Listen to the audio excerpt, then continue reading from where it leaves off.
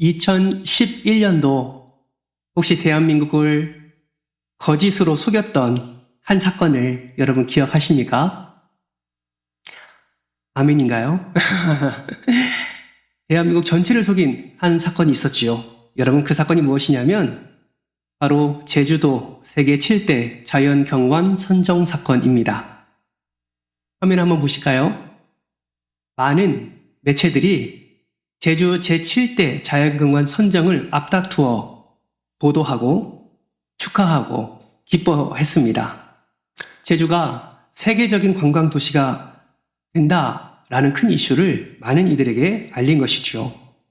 그러나 이 사건은 우리나라를 넘어 세계 최대 규모의 어처구니 없는 거짓말이었다는 사실이 밝혀졌습니다. 이 발표를 진행한 스위스 뉴세븐 원더스라는 재단은 아무런 공식력이 없는 그런 재단이었습니다. 이 재단은 이렇게 세계 자연경관 선정을 빌미로 다른 여러 국가에 수백억 대의 금전을 요구한 사실도 있었습니다. 제주도는 이 세계 자연경관에 선정되기 위해서 전화투표가 중요하다고 해서 무려 200억 원이 넘는 전화 비용을 행정전화비로 사용을 했고 국민들까지 합쳐 도합 266억 원의 사기 피해를 입었다고 합니다. 거짓말, 이런 사기로 엄청난 손실을 가져온 것이지요. 또 한 장의 사진 한번 볼까요? 우리가 흔히 볼 수 있는 그런 사진입니다. 식당들이 있고 간판들이 우리 눈에 들어옵니다. 여러분 보이실지 모르겠지만 간판을 자세히 보시면 반복적으로 공통적으로 드러나는 그런 이름들이 있습니다. 무슨 이름이 보이십니까? 예, 전주식당 1호점, 여기도 전주식당 1호점, 저기도 전주식당 1호점. 그 옆에 보면 또 뭐가 보입니까? 여기도 원조, 저기도 원조라는 말이 간판마다 적혀 있는 것을 보게 됩니다. 도대체가 어디가 원조이고 어디가 전주식당 1호점인지를 분간할 수 없을 정도로 그렇게 간판이 난무하게 걸려 있는 것이죠. 여러분, 누가 진짜 원조일까요? 놀랍게도 누가 진짜 원조인지 찾을 수가 없다고 합니다. 한 가게 사장님이 이렇게 대답을 했습니다. 무엇이 진짜 원조입니까? 라고 물어보니까 그 사장님이 이렇게 얘기했대요. 누가 진짜인지가 뭐가 그렇게 중요합니까? 손님들은 원조라는 단어를 그렇게 좋아하는데 간판을 보고 찾아와서 맛있게 먹고 가면 그만이지. 누가 이걸 가지고 문제 삼고 있습니까? 라는 이야기를 했다고 합니다. 여러분, 오늘날 우리의 세상은 정말 거짓이 보편화된 세상을 살아가고 있지 않나 라는 생각을 해보게 됩니다. 21세기 한국 사회는 진짜, 참, 원조, 단독 이러한 단어들로 도배되어 있는 것 같습니다. 특별히 1인 미디어 시대를 맞아서 유튜브에 정말 말도 안 되는 가짜 뉴스들이 난무하게 되고 그러한 가짜들이 판을 치는 세상을 우리는 살아가고 있습니다. 아니면 그만이지 라는 생각에 그저 자신이 거짓이 정말 대수롭지 않게 생각하는 시대를 우리는 살아가고 있는 것이죠. 여러분 오늘 본문 말씀 고린도후서 4장 2절 말씀은 바울의 자기 추천서입니다. 바울이 하나님과 사람들 앞에서 떳떳하게 자신을 추천하고 있는 이유는 자신이 거짓이 아니라 진리를 밝히 나타내고 있다고 확신했기 때문에 그렇습니다. 하나님의 일꾼이 하나님의 그 일꾼다운 삶을 거짓이 아니라 진실함으로 나타내고 있기 때문에 사도 바울은 자기 스스로를 스스로 추천하는 그러한 일을 오늘 본문 말씀을 통해서 말씀하고 있는 것입니다. 오늘 본문 말씀을 다시 한번 보실까요? 2절 말씀 같이 한번 읽어보겠습니다. 다시 한번 읽겠습니다. 시작. 이에 숨은 부끄러움의 일을 버리고 속임으로 행하지 아니하며 하나님의 말씀을 혼잡하게 하지 아니하고 오직 진리를 나타내므로 하나님 앞에서 각 사람의 양심에 따라 스스로 추천하노라. 사도 바울은 확신했습니다. 내 안에 살아계신 예수 그리스도, 그 예수 그리스도로 말미암아 자기 스스로는 오직 진리를 나타내고 있음을 확신했던 것입니다. 사랑하는 성도 여러분, 여러분은 바울과 같이 하나님과 교회를 위한 일꾼으로 여러분 스스로를 추천할 수 있으시겠습니까? 오늘 2절 말씀을 근거로 우리 역시 하나님의 일을 지금 감당하고 있는데 거짓이 아니라 오직 진리를 나타내는 자로 여러분은 확신 있게 스스로를 추천할 수 있으시겠습니까? 거짓이라는 말을 들을 때면 누구나 할 것 없이 진실하지 못했던 자기의 과거를 떠올리게 됩니다. 여러분 설교를 전하는 저도요, 진실하지 못할 때가 있지요. 사람이니까 그렇습니다. 알게 모르게 거짓이 나타날 때도 있습니다. 당장의 유익과 당장의 얻담을 위해 거짓을 선택하기도 합니다. 항상 진실하지는 않습니다. 그러나 그렇다고 해서 사람이라고 해서 그럴 수밖에 없다고 해서 항상 진실하지 못하다는 것을 우리의 삶의 합리적인 근거로 말할 수는 없습니다. 예수를 믿는 자들은 항상 예수 안에서 예수님이 진실했던 것처럼 거짓이 아니라 진실함을 위해서 끊임없이 노력을 해야 되는 것입니다. 그렇다면 여러분, 거짓과 가짜뉴스가 가득한 이 세상에서 거짓이 아니라 진실함을 나타내려면 우리는 어떻게 해야 될까요? 이 세상의 거짓으로 어둠 가운데 있는데 그 어둠 가운데 진리의 빛을 비추어내기 위해서 그리스도인인 우리는 어떻게 살아야 할까요? 오늘 이 시간 말씀을 통해서 그 빛을 비추는 그 이유와 그 방향을 함께 살펴보고 거짓을 내어버리고 진실하게 살아가기로 결단하며 확신하는 이 시간이 되기를 주님의 이름으로 축복합니다. 어떻게 하면 거짓을 내어버리고 진실할 수 있을까요? 첫 번째, 우리 같이 한번 읽어볼까요? 시작! 거짓의 실체와 그 배후에 역사하는 것이 마귀임을 확실히 알아야 합니다. 거짓의 실체와 배후에 역사하는 것이 무엇이라고요? 마귀임을 우리는 확실히 알아야 합니다. 돈 리처드슨 선교사님의 화해의 아이라는 책이 있습니다. 이 책에 보면 이러한 이야기가 실려 있어요. 인근 부족들과 완전히 고립된 그런 석기시대 풍습을 유지하면서 그 적을 사냥하며 식인하는 뉴기니아의 사위 부족이 있다고 합니다. 다행히 이 부족과 선교사님은 친구가 되었고 선교사님 내외는 이 사위 부족이라는 부족 안에서 함께 지낼 수 있게 되었다고 합니다. 선교사님은 자신들의 사명에 따라 함께 지내는 그 사위 부족에게 복음을 증거했습니다. 그런데 희한하게 함께 거하는 삶을 살아가면서 이들이 깨닫게 된 것이 있습니다. 이 선교사님들이 무엇을 깨닫게 되었냐면 사위 부족이 지배하는 힘, 사위 부족을 이끌어가는 힘은 그들의 문화는 거짓이었다는 것을 그들은 깨닫게 되었습니다. 누가 더 감쪽같이 거짓말을 하느냐, 누가 거짓말을 해서 출세의 길을 얻느냐, 누가 거짓말을 해서 어떻게 더 부유하게 살아가느냐, 이것이 그 사위 부족을 이끌어가는 문화적인 힘이었다라는 것입니다. 아무리 선교사님이 그 사위 부족에게 복음을 전하고 거짓이 잘못된 것임을 믿음과 담대함으로 선포했지만 그 부족은 그 복음에 냉랭한 반응을 나타냈다고 합니다. 신뢰, 정직, 믿음과 같은 말들과 거리가 먼 이 사위 부족은 오히려 예수님보다 거짓된 가룟 유다에 더 열광을 했다고 합니다. 그들에게 진리의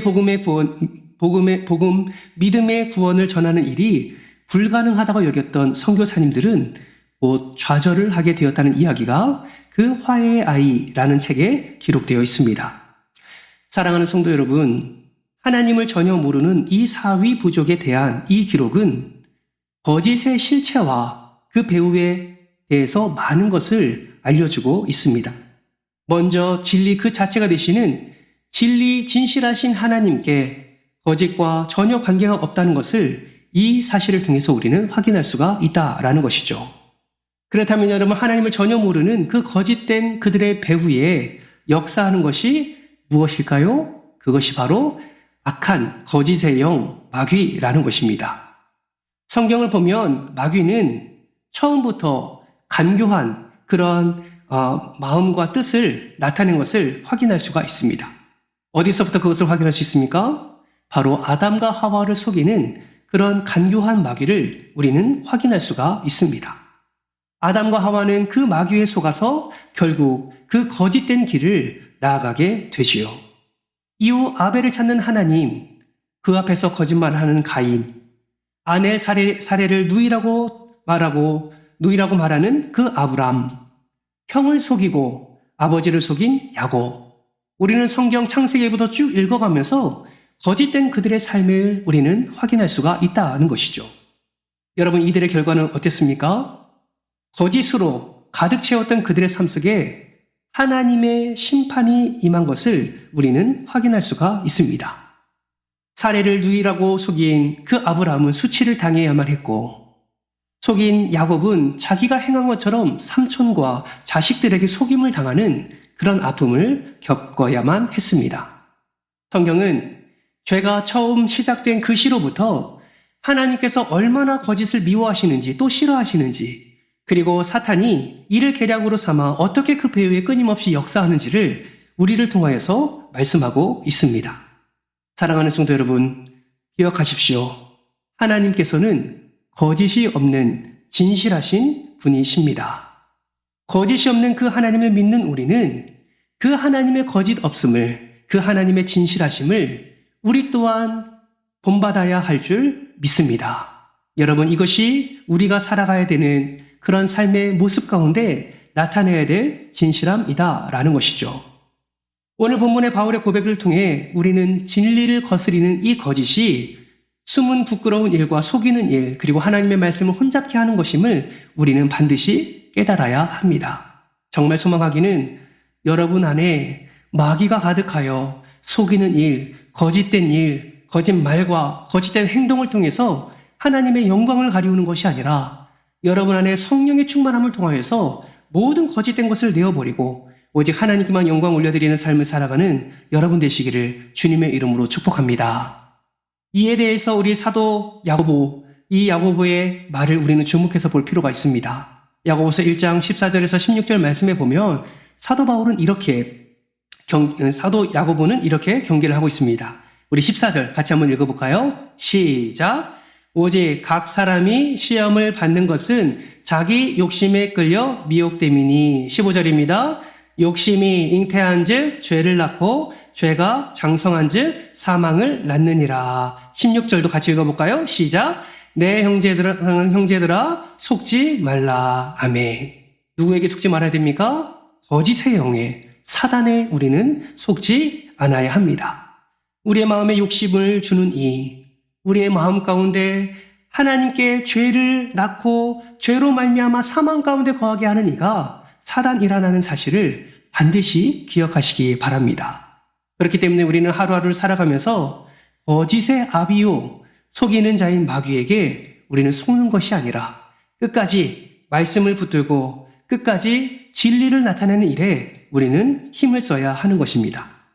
그렇다면 우리 삶 속에서 나타내는 거짓은 무엇이 있을까요? 여러분, 고장난 마음 정비소라는 책에는 거짓을 이렇게 3가지로 구분하고 있습니다. 첫 번째, 악의가 있는 사악한 거짓말입니다. 두 번째, 누구나 아는 편리한 거짓말이지요. 그리고 세 번째, 다른 사람을 위한 선의의 거짓말, 이렇게 3가지로 나뉜다라고 말을 하고 있습니다. 이거를 이해하기 위해서 제가 한 가지 예를 들어 보겠습니다. 제가 이전에 신방할 때에 성도님들하고 막 이야기를 할 때에 어떤 성도님이 저에게 이런 말씀 하신 적이 있습니다. 목사님은 살도 안 찌시고 어떻게 그렇게 몸매 관리를 잘하세요? 이렇게 말씀하셨어요. 그래서 제가 말했습니다. 아니요, 저에게 은근히 숨겨진 살이 너무나 많습니다. 벌써 가리고 있지 않습니까? 숨겨진 살이 많아요. BMI로 계산해보면 저는 비만입니다 라고 말을 했어요. 그랬더니 그 성도님이 이렇게 말씀하시더라고요. 무슨 말씀이세요? 살도 하나도 없구먼. 이렇게 말씀하셨습니다. 여러분, 살이 하나도 없으면 인간입니까? 아닙니까? 인간이 아니죠. 살은 있습니다. 저는 알아요. 저의 숨겨진 살을. 어디에 가득가득 담겨져 있는 것임을 저는 압니다. 저는 알기 때문에 그 성도님이 말하는 것은 사실은 사실이 아니죠. 참이 아닙니다. 굳이 표현하면 그거는 거짓된 표현입니다. 여러분, 이것을 세 가지 비유로 생각해 볼까요? 그 성도님은 사실은 아니지만 선한 의도로 저에게 말씀을 하셨다면 그거는 선의의 거짓말이 될 수 있지요. 그런데 거짓말이지만 목사님과 좋은 관계를 유지하기 위해서 그렇게 뭐 한마디라도 좋은 말을 해드리고자 하는 의도로 말씀하셨다면 그것은 편리한 거짓말일 수 있습니다.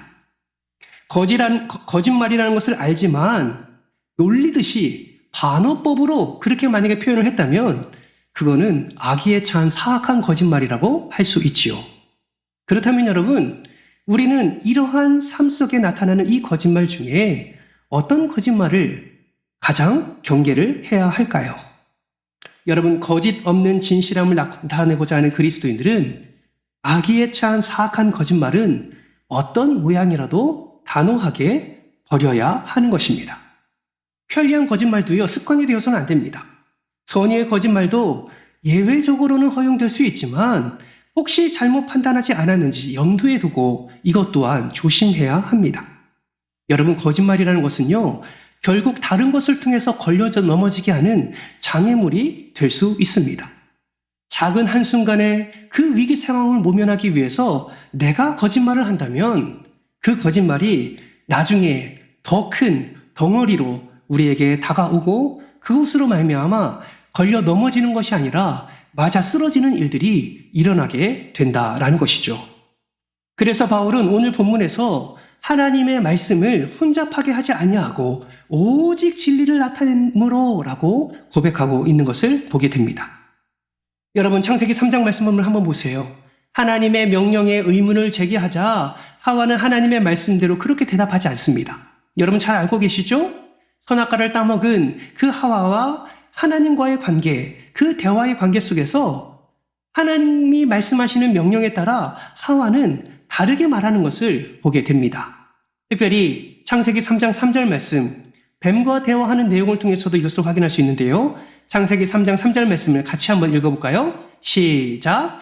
동산 중앙에 있는 나무의 열매는 하나님의 말씀에 너희는 먹지도 말고 만지지도 말라. 너희가 죽을까 하노라 하였느니라. 아멘. 하와는 당장의 자기 욕심을 위해서 거짓말을 합니다. 하나님이 말씀하지 않으신 것을 덧붙여서 이야기를 해요. 반드시 죽으리라 라는 하나님의 말씀에 죽을까 하노라 라는 자신의 생각을 덧붙여서 하나님의 그 말씀의 의미를 탈색시킵니다. 또한 만지지 말라 라는 하나님이 말씀하지 않으시는 말씀도 포함시킵니다. 마음의 거짓에 미혹되니 자신의 편의와 자신의 욕심대로 진리를 흐리게 되는 그런 하와의 모습을 바라보게 됩니다. 사랑하는 성도 여러분, 거짓은 그리스도인의 풍성한 삶을 가로막는 모든 쓴뿌리를 한데 묶어놓은 접착제와 같습니다. 거짓의 아비 사탄은 인류 역사에 흐르는 거짓과 속임의 배후에서 늘 일하고 있기 때문이지요. 거짓에 속고 거짓으로 속임으로 거짓의 아비인 사탄에게 묶임을 당하는 것이 바로 거짓말이고 거짓된 행동입니다. 그러므로 여러분, 정말 진실한 삶을 살기를 원하신다면, 정말 예수께서 우리에게 말씀하신 그 자유함의 은혜를 누리고 싶으시다면 여러분의 삶 속에서 아주 적은 것이라도 반드시 거짓과 속임을 제거하시기를 주님의 이름으로 축복합니다. 내 입의 말과 내 행동의 거짓됨은 하나님의 영광을 가리웁니다. 그리고 내 진실된 이 진실한 믿음까지 가로막고 오직 악한 사단의 수단이 되고 도구가 되어 하나님을 오히려 넘어지게 하는 그런 어리석은 길 가운데로 나아가게 되는 것입니다. 정말 바라고 소망하기는 거짓에 배우는 마귀임을 기억하며 거짓을 내어버리는 저와 여러분 되시기를 주님의 이름으로 축복합니다. 두 번째입니다. 같이 한번 읽어볼까요? 시작! 하나님께서 나의 모든 것을 알고 계신다는 거룩한 불편함을 늘 가져야 합니다. 혹시 여러분 불가리아라는 나라를 아십니까? 그 나라의 아름다운 자연 경관 가운데 프로호드나라는 동굴이 있습니다. 화면 한번 보실까요? 저것이 불가리아에 있는 동굴입니다. 마치 뭐처럼 보이십니까? 눈처럼 보이죠. 저 동굴은 불가리아 말로 입구라는 뜻을 가지고 있다고 합니다. 보기만 해도 왠지 좀 무섭게도 느껴지고 참 특이하다라고 생각이 들지요. 그래서 이 동굴에 수많은 관광객이 찾아온다고 합니다. 그런데 이 동굴이 명소가 된 이유는 다른 이유가 있다고 합니다. 그것은 자연적으로 형성된 저 구멍이 마치 거대한 눈과 같이 보이는데 하루에 단 한 번 이 구멍 사이로 달이 지나간다고 합니다. 다음 화면을 보실까요? 저렇게 달이 지나가는 거예요. 저 장면을 보기 위해서 사람들이 이 동굴로 모여든다라고 합니다. 사람들은 그 동굴을 보면서 눈처럼 보이는, 저기 눈동자처럼 보이는 저 광경을 보면서 감탄을 하면서 그곳 이름을 이렇게 지었다고 합니다. The Eye of God. 무슨 말입니까? 하나님의 눈이다, 신의 눈이다 라고 그렇게 명명을 했다고 합니다. 그 신기한 장면을 마주하는 많은 사람들이 고백하기를 마치 하나님께서 자신의 마음을 구석구석까지 꿰뚫어 보시는 것 같은 그런 기분이 들게 되어 하나님의 눈이라는 이름을 붙였다라는 것을 말하는 것을 보게 되었습니다.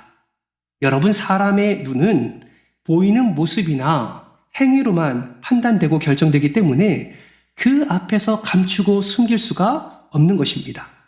인간의 눈은 매우 연약하기 때문이지요. 그러나 여러분, 하나님의 눈은 그렇지 않습니다.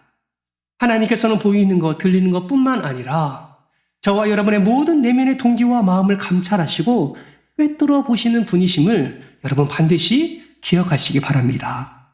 잠언 16장 2절 말씀 같이 한번 읽어볼까요? 함께 읽겠습니다. 시작. 사람의 행위가 자기 보기에는 모두 깨끗하여도 여호와는 심령을 감찰하시느니라. 여호와는 무엇을? 심령을 감찰하신다. 이것이 저와 여러분의 하나님이십니다. 사람은 자기 생각이 다 깨끗하고 옳다고 여깁니다. 우리도 마찬가지지요. 내 생각이 다 맞다라고 생각을 하지요. 그러나 가만히 생각해보면 나의 행동과 나의 생각, 그 나의 판단이 얼마나 거짓되고 얼마나 어리석은 것이 많은지를 우리는 확인할 수가 있습니다. 이러한 거짓된 생각과 행동은 우리의 삶 속에서 정말 쉽게 찾아볼 수가 있지요. 여러분, 다음 화면을 한번 보시겠습니까? 다음 사진을 보시면 여러분의 눈에 보이는 것이 무엇입니까? 네, 맞습니다. 수많은 쓰레기가 보일 겁니다. 그런데 저는 저 사진 속에 사람의 악함이 보입니다. 사람의 거짓됨이 보여요. 여러분, 무엇을 통해서 알 수 있습니까? 여러분, 우리 눈에는 쓰레기가 많이 보이지만 저 뒷면에 노란색 포스터에 어떤 글이 적혀져 있었을까요? 쓰레기 무단 투기 금지하는 포스터가 붙여져 있습니다. 누구나 읽을 수 있도록 빨간 글씨로 이곳에 쓰레기를 버리지 마세요라는 문구가 저기에 기록되어 있습니다. 그런데 여러분, 실제는 어떻습니까? 우리 눈에 보이는 대로 수많은 거짓됨이, 수많은 악함이 거기에 쌓여져 있는 것이죠. 여러분, 언제 이 쓰레기가 버려졌을까요? 사람들이 보고 사람들이 많을 때에 쓰레기를 갈아 버렸을까요? 그런 사람은 거의 없을 겁니다. 사람들이 없을 때에, 속일 수 있다고 생각할 때에, 거짓됨을 완벽하게 나타낼 수 있다고 생각하는 그때에 사람들은 아무 생각 없이 그저 자신의 유익을 위해서 그 자리에 쓰레기를 버리는 것입니다.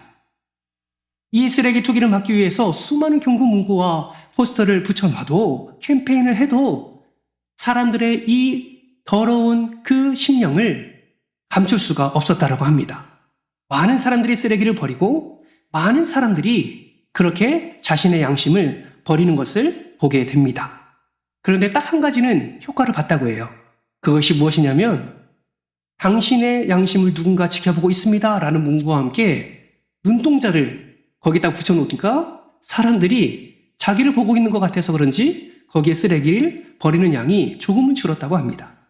사랑하는 성도 여러분, 마찬가지로 우리의 마음에 아무도 모르게 완벽하게 숨길 수 있다라고 생각하는 그 거짓됨이 우리 안에 얼마나 많은지 모릅니다. 내가 가지고 있는 욕심은 정당하다고 생각합니다. 그래서 내가 하는 말과 내가 이야기하는 거짓은 너무나도 당연하게 여겨지는 것이 우리의 마음 한켠에 있다라는 것이죠. 여러분, 그런 마음에 그러한 심령에 여러분 무엇이 필요한 줄 아십니까? 거룩한 불편함이 필요합니다. 여러분, 하나님께서는 여러분의 심령을 감찰하십니다. 지금 앉아 계신 여러분의 심령을 지금도 감찰하고 계세요. 여러분의 심령을 세심하게 감찰하고 계십니다. 여러분 잊지 마십시오. 하나님이 바라본다고 생각하신다면 여러분이 혼자 있는 그 자리, 아무도 보지 않는 그 장소, 아무도 없고 완벽한 범죄를 저지를 수 있는, 완벽한 거짓을 나타낼 수 있는 그 자리에서도 우리가 양심을 버리고 우리가 악함을 나타낼 수 있겠습니까? 정말 바라고 소망하기는 저와 여러분의 마음 가운데 하나님이 심령을 감찰하시는 이 거룩한 불편함이 있기를 주님의 이름으로 축복합니다. 그 불편함이 우리의 정직을 나타내고, 그 불편함이 우리의 진실됨을 나타내고, 그 불편함이 우리의 옳음을 나타낼 수 있다면 매일의 삶 속에서 하나님이 그 불편함을 여러분에게 주셨으면 좋겠습니다. 왜요? 그리스도인은 거짓을 나타내는 자가 아니라 진실함을 나타내는 자이기 때문에 그렇습니다. 여러분, 하나님은 모든 것을 바라보고 계십니다. 지금도 여러분의 삶 속에서 하나님은 사진을 찍고 계세요. 여러분의 잘한 것 칭찬하십니다. 말씀에 순종한 것 하나님이 복을 내려주세요.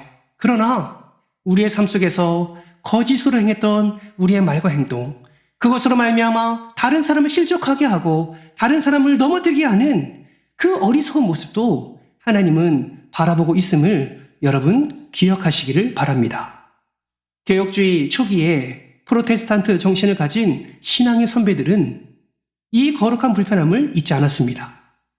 그들은 각자의 자리에서 진실되게 무엇이든 하나님 앞에서 최선을 다했기에 빵 하나를 만들어도 정직하게 최고의 빵을 만들어 내었다고 합니다. 여러분, 오늘 본문 사도 바울이 마지막으로 이렇게 고백하고 있지요. 이 부분을 같이 한번 읽어볼까요? 함께 마지막 부분을 읽겠습니다.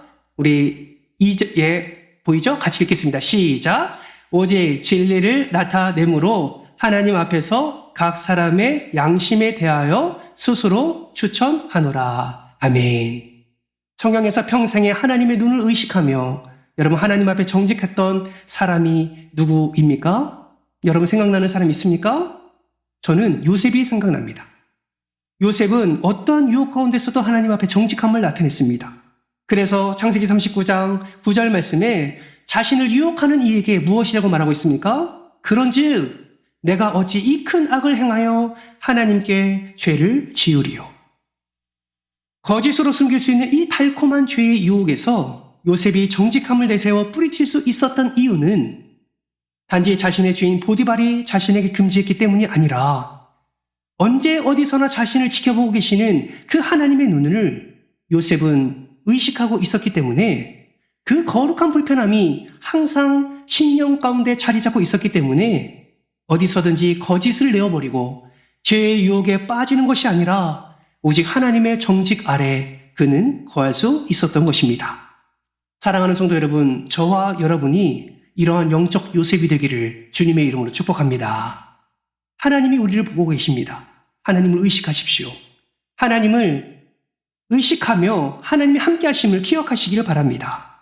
그러한 의식으로 우리가 살아가게 될 때에 우리는 거짓으로 말미암아 하나님의 진리됨을 무너뜨리는 인생이 아니라 우리는 우리 스스로가 진실함으로 하나님께 영광 올려드릴 뿐만 아니라 앞서 사도 바울이 나 스스로를 추천하노라 라는 이 추천의 이 확신과 이 선포가 저와 여러분의 입술 가운데서 선포되게 될 줄 믿습니다. 말씀을 맺겠습니다. 진리 되시는 하나님은 거짓이 없으신 진실하신 분이십니다. 약속한 것을 끝까지 이루시는 변함없는 신실하신 분이십니다. 거짓의 실체는 그 배후에 마귀가 있음을 반드시 기억하시고 마귀의 그 속임 가운데 우리가 거짓과 속임을 나타내지 마시고 오직 하나님을 의식하며 그 진리를 나타내는 그 거룩한 싸움을 싸우는, 그래서 승리를 경험하여 하나님께 영광 올려드릴 뿐만 아니라 정직함의 은혜를 베푸시는 하나님의 놀라운 축복을 풍성히 누리는 저와 여러분 되시기를 주님의 이름으로 축복합니다. 오늘 고린도후서 4장 2절 말씀 새 번역 성경은 이렇게 번역합니다. 이 말씀을 같이 읽고 우리 기도의 자리로 나아가겠습니다. 우리 고린도후서 4장 2절 새 번역으로 번역된 성경 말씀 함께 읽겠습니다. 시작. 우리는 부끄러워서 드러내지 못할 일들을 배격하였습니다. 우리는 간교하게 행하지도 않고 하나님의 말씀을 우리는 진리를 환히 드러내므로 하나님 앞에서 모든 사람의 양심에 우리 자신을 떳떳하게 내세웁니다. 사도 바울의 고백이 이번 한 주간 여러분의 삶의 고백이 되기를 주님의 이름으로 축원합니다.